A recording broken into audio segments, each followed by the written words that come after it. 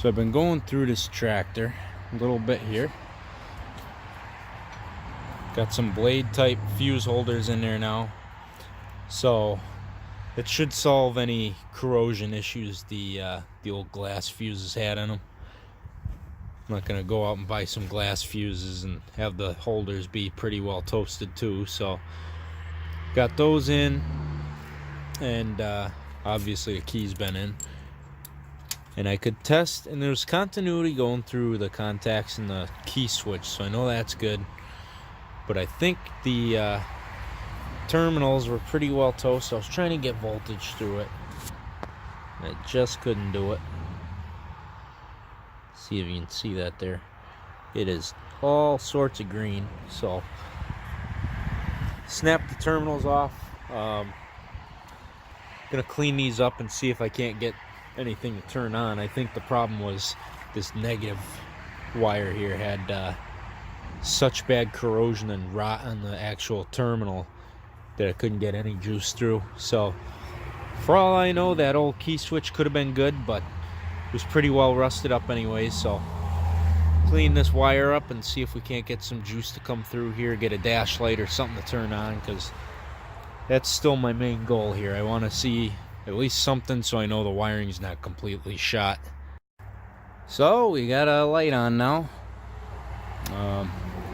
Like I said, this is all disconnected. The cables are pretty shot on it, but I do have it loose.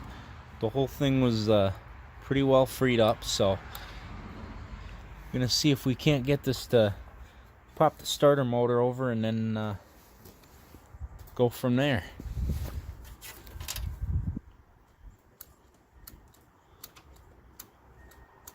Nothing on the starter motor, but you can see that it dims real quick for a second there. But it's progress here, so we'll take it. So the terminal starter motor is pretty well beat up here. But thinking back to what my father-in-law said, he said that could have been a battery or something, which is why he parked it. So I'm thinking, if this terminal isn't it, we'll try it, but if the terminal isn't it, it was probably a starter went, which would have had him park it. So if we can't get the starter to spin over with juice straight to it without cleaning up this terminal, then we're gonna have to get a new starter. But that might be it. It might be just something as simple as that. Made it park 15 years.